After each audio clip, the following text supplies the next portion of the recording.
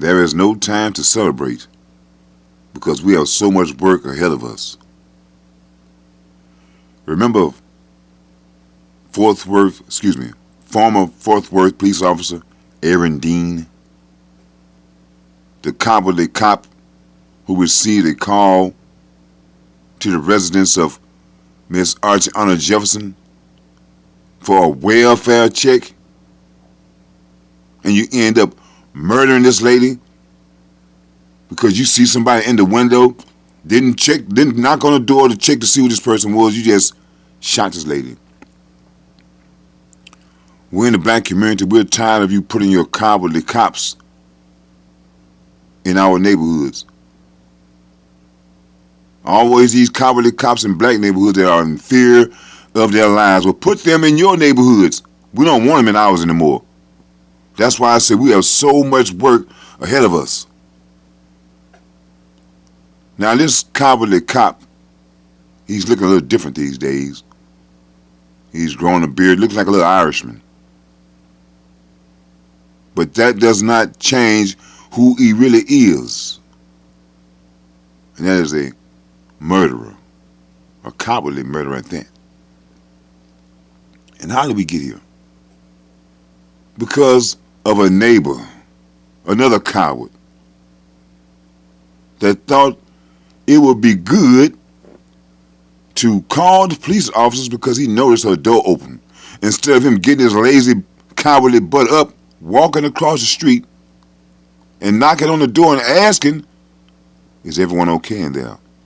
He thought it was a good idea to call the cops, knowing the relations between police officers and black citizens, especially up there in Fort Worth. Because I heard a lot of stories about Fort Worth, and I had an aunt and uncle that lived in Fort Worth for over 30 years.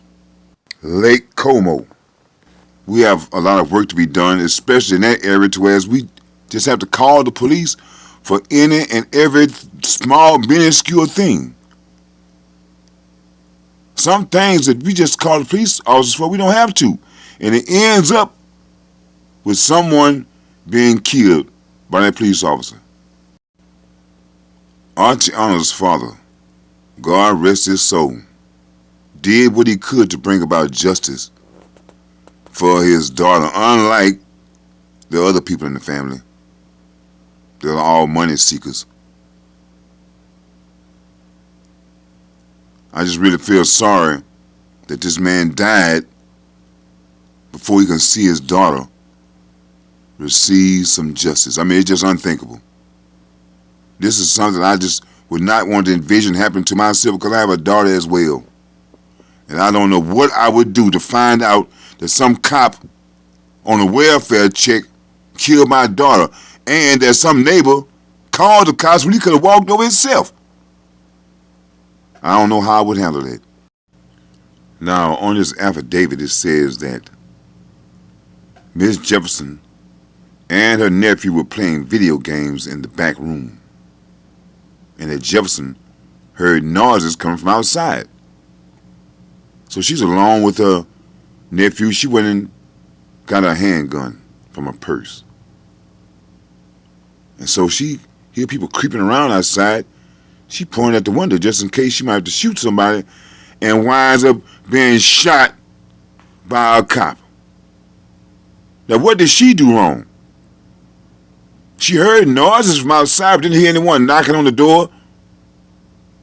I mean, they were there for a welfare check. Why didn't they knock on the door and address themselves? Hey, man, that's a clear-cut case of murder. Now, there was another officer with Dean, the coward, and she was a female.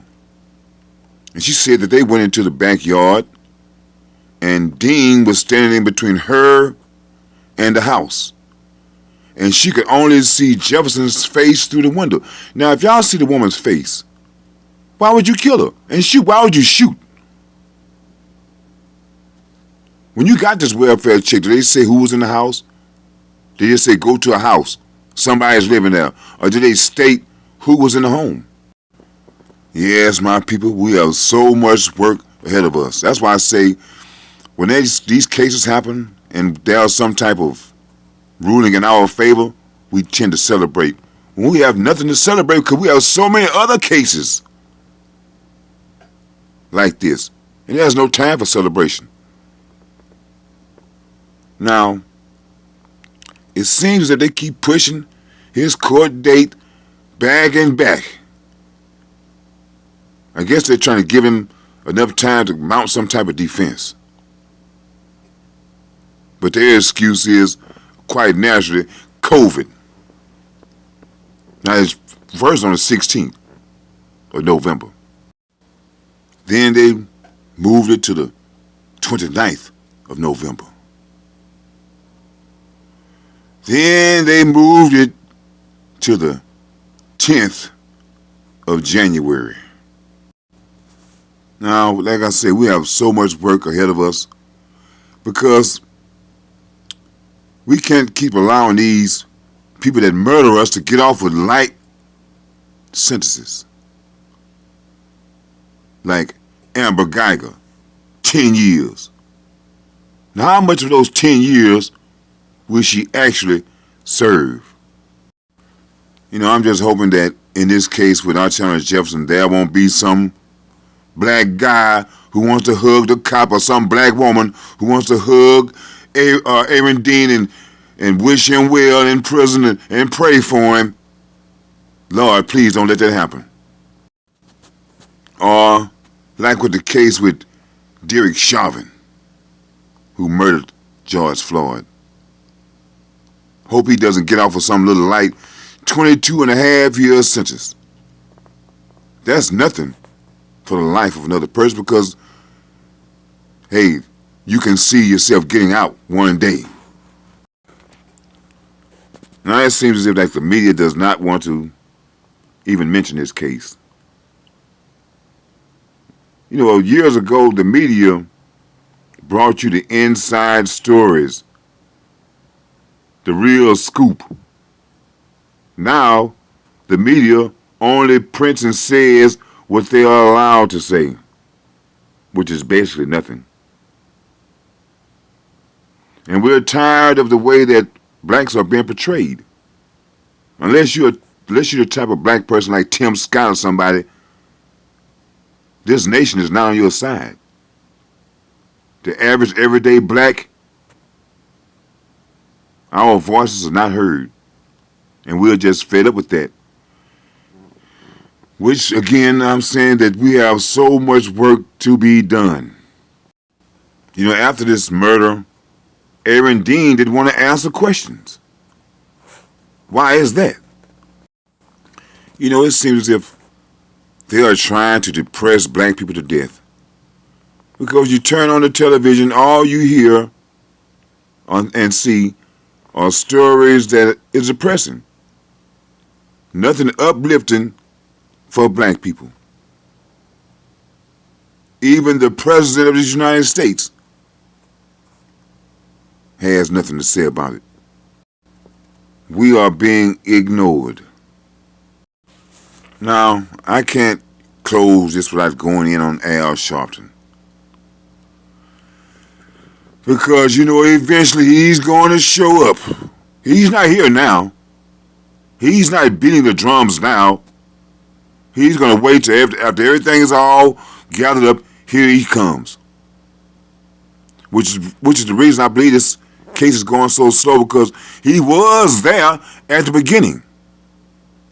And every time Al shows up in the beginning, nothing ever happens. And I'm just praying that this is not one of those cases.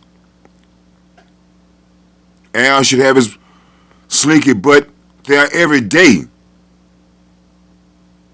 supporting the family, supporting all black families, since you're going to put yourself in the forefront as some civil rights leader. You're not on the job, buddy. And now, since he has been revived, the man won't shut up. He's on all the news stations now. And, hey, when I used to hear white people say that Al is a race hustler, it kind of offended me, made me mad. But the truth is, Al is a race hustler. And he used these issues to put himself in the forefront, to get paid. 'Cause Al ain't nothing more than a damn agent. And again I say, we have so much work to be done. There is no time for celebration.